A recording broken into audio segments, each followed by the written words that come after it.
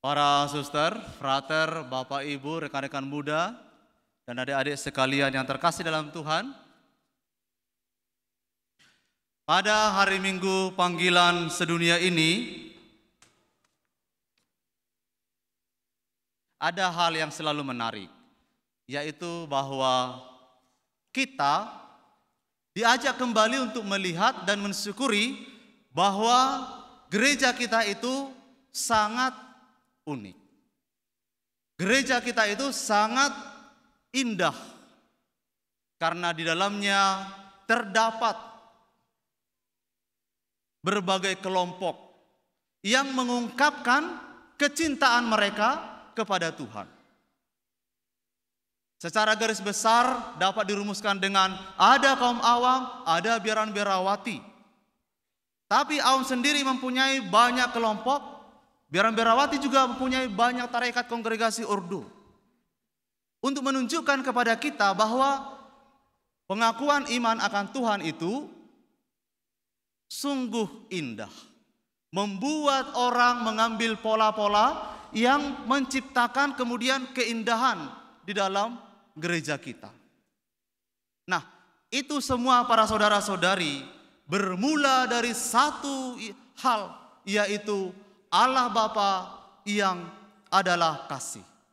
Allah itu adalah kasih dan Dia mengasihi umatnya ini lalu memunculkan dalam hatinya kasih untuk mempersembahkan hidup mereka kepada Allah. Sehingga kalau hari ini kita merayakan hari Minggu Panggilan, itu sifatnya adalah pertama-tama universal. Panggilan kita bersama. Bapak Ibu sebagai kaum awam, kami sebagai kaum religius, biarawan, biarawati. Panggilan kita satu, yaitu untuk mencintai Tuhan di atas segala-galanya, mempersembahkan seluruh hidup kita kepada Tuhan sampai akhir hidup kita. Tuhan adalah harta yang berharga bagi kita semua. Nah, saudara-saudari yang terkasih, ini sedikit sharing dari saya. Akan ada sharing yang lebih banyak, ya kan? Yang lebih dalam, yang lebih bisa menjelaskan nilai-nilai dari kehidupan membiara itu. Nah, mari kita undang salah satu dari biaran-biarawati yang hadir di tengah-tengah kita ini. Namanya Suster Paulina SND. Kita berikan dulu aplaus.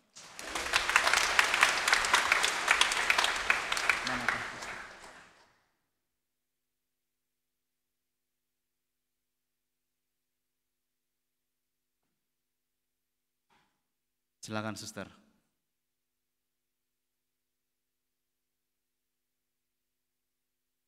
Selamat sore Romo, Bapak Ibu, adik-adik, orang muda yang dikasihi Tuhan Yesus. Selamat sore semuanya. Semoga sehat dan baik selalu. Saya lihat jam dulu, takutnya kebablasan ngomong. Oke, perkenalkan, saya Maria Paulina. Saya dari kongregasi SND, bukan suka narsis dikit, tapi Sister of Notre Dame, Suster Notre Dame. Saya biasa dipanggil Suster. Nah, saya pada sore hari ini diberi kesempatan untuk sharing, katanya sharing panggilan, jangan sharing sejarah kongregasi. Untuk itu saya mau sharing tentang perjalanan panggilan saya. Sebenarnya saya juga bingung sejak kapan saya itu tertarik mau jadi orang gila dalam tanda petik ya. Karena hanya orang gila seperti saya yang tidak mau menikah, yang tidak mau pegang duit, yang mana kebebasannya juga harus diatur seperti itu. Ya seperti saya ini. Nah sejujurnya saya sejak sekolah saya tidak pernah tertarik yang namanya ke gereja. Kebetulan ada saksi hidup di sini seorang kakak saya juga dari Suster Notre Dame, namanya Suster Francelin. Boleh berdiri Suster Francelin. Nah, ini sejarah hidup saya, di mana saya merasa menyadari bahwa saya itu ditangkap oleh Kristus, sama seperti Santo Paulus. Di mana nama asli saya itu Maria Krisanti, tapi saya sungguh tertarik dengan sosok yang namanya Paulus tadi. Akhirnya saya menggantikan nama saya jadinya Paulina. Nah, setelah saya lulus SMA, dengan spontan saja ketika Suster Francelin libur, ayo jadi suster. Saya mau. Ketika berangkat waktu itu kita naik pesawat Garuda kalau saya tidak salah ingat, dari Flores, bukan kebetulan tapi memang saya orang Flores Timur. Waktu dari Flores, saya tidak pernah membayangkan jadi suster itu seperti apa. Latar belakang saya adalah saya seorang atlet, saya seorang pelari, bukan mungkin lari dari kenyataan hidup ya. Tapi itu tadi saya ditangkap Kristus untuk hidup lebih mendalam lagi. Akhirnya saya masuk ke Pekalongan, pusat kami di Pekalongan waktu itu.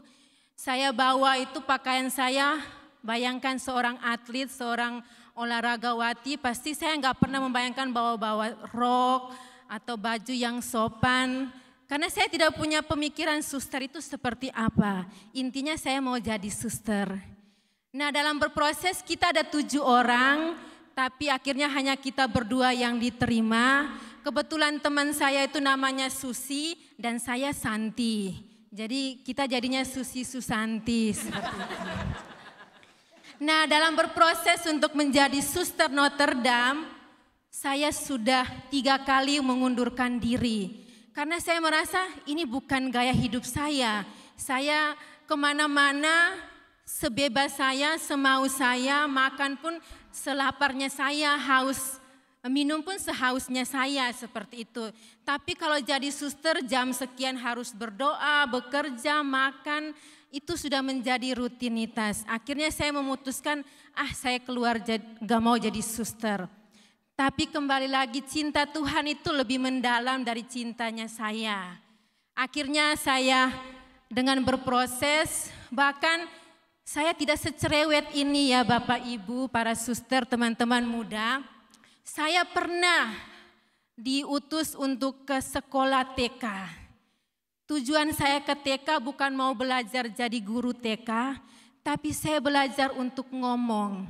Karena saya sulit sekali untuk berbicara. Berbicara bagi saya itu seperlunya, seadanya. Yang bagi saya harus berbicara, kalau tidak saya tidak berbicara. Disitulah cinta Tuhan itu bekerja, berproses untuk saya. Akhirnya saya menyadari bahwa dulu saya kemana-mana dibayar oleh nomor punggung. Sekarang saya kemana-mana dibayar oleh cinta Tuhan sendiri. Dan saya bangga menjadi Suster Notre Dame, santai namun mendalam. Dan Bapak Ibu yang terkasih, teman-teman muda, jangan takut jadi jomblo. Karena bukan ngenes, bukan sesuatu yang menyakitkan, menyedihkan. Tapi kita selalu happy tuh lihat para suster, para frater, awet muda kan. Nah, kita nggak usah mikir make up, harga ini mau ke salon, nggak usah. Kembali lagi karena sudah didandani oleh Tuhan. Dan pada akhirnya saya merenungkan dan merefleksikan akan perjalanan panggilan saya. Saya sudah kurang lebih 12 tahun menjadi Suster Notre Dame. Saya merenungkan bahwa Tuhan dalam kitab suci itu ada dua peristiwa di mana seorang wanita yang mengusap kaki Yesus dengan rambutnya. Di situ saya merenungkan bahwa Tuhan, saya itu tidak punya apa-apa yang untuk membasahi, mengusap kakimu. Saya hanya punya air mata, saya hanya punya baju yang sudah bau keringat karena kesombongan saya, karena kedengkilan saya, karena egoisnya saya. Sehingga engkau memilih saya untuk menjadi taman Getsemanimu, di mana tempat Tuhan bisa bercurhat dengan saya, Dan saya merasakan bahwa, oh ya, perasaan Tuhan saat dia takut, saat dia kecewa, saat dia merasa kesendirian tuh milik Tuhan semata. Sehingga ketika saya mengalami hal itu, ya saya datang pada Tuhan. Karena itu saya bangga menjadi Taman Getsemani-nya Tuhan Yesus sendiri. Untuk itu saya sangat bersyukur saya boleh berbagi pengalaman di sini. Bagi Bapak Ibu yang punya anak masih kecil, masih sekolah, masih di bawah usia 35 tahun, jangan takut jadi jomblo. Jomblo bagian laskarnya Kristus. Tuhan memberkati kita semua. Soli Deo.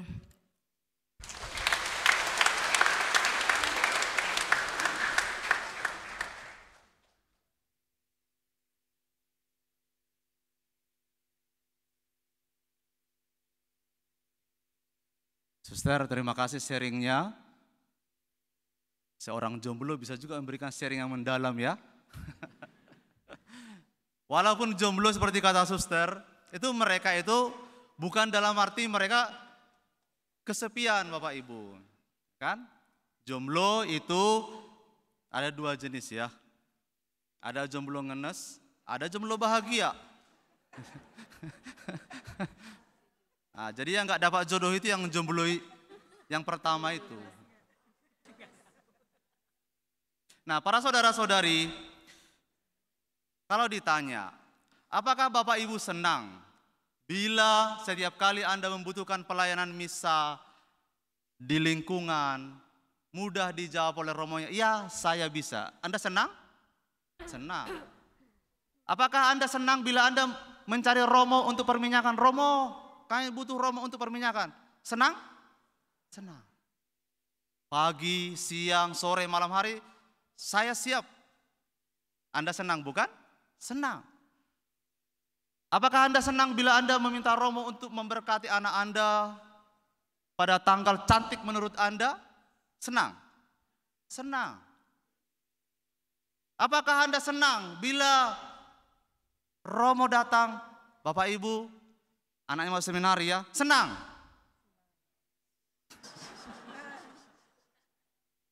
Senang tapi tutup begini. Senang dong, ya kan? Senang mestinya. Karena kalau Anda tidak senang berarti tidak fair, ya kan? Anda senang dilayani, loh, memberikan anaknya untuk melayani kagak mau. Berarti tidak fair namanya.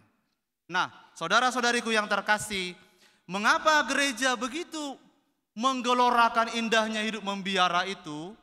Karena gereja sungguh-sungguh menyadari gereja itu indah wajahnya, bersinar wajah gereja itu, cemerlang itu, berkat kehadiran biarawan-biarawati itu.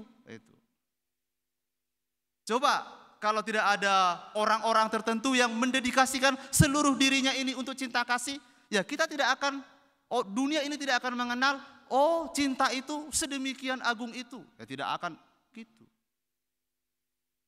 Tetapi karena ada orang-orang tertentu para saudara-saudari yang memberikan diri mereka, yang menempatkan cinta Tuhan itu di atas segala-galanya, lalu kita melihat, oh betapa indahnya cinta Tuhan itu kepada kita.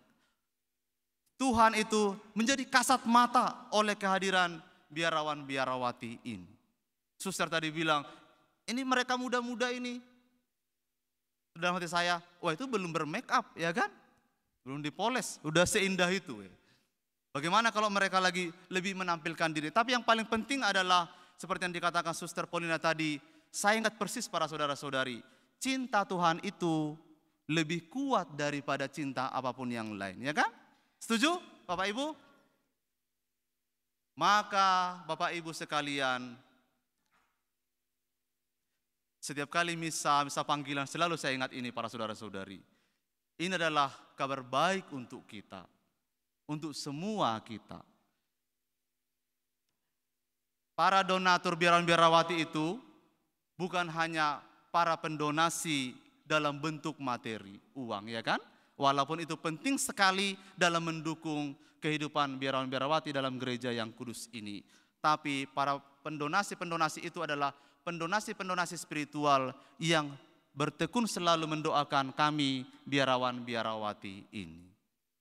Tentu yang kedua, para pendonasi-pendonasi anak-anak yang baik. Dan yang ketiga, harus saya katakan, para donatur-donatur materi juga. Biarawati juga butuh makan minum ya kan? Butuh para saudara-saudari. Nah, Bapak Ibu, saudara-saudari yang terkasih dalam Tuhan, marilah kita syukuri hari ini, panggilan ini. Mari kita juga mempersembahkan apa yang terbaik buat Tuhan, supaya gereja ini boleh semakin memancarkan sinarnya kepada dunia ini lewat kehadiran biarawan-biarawati yang melayani umat Allah di dunia ini. Tuhan memberkati.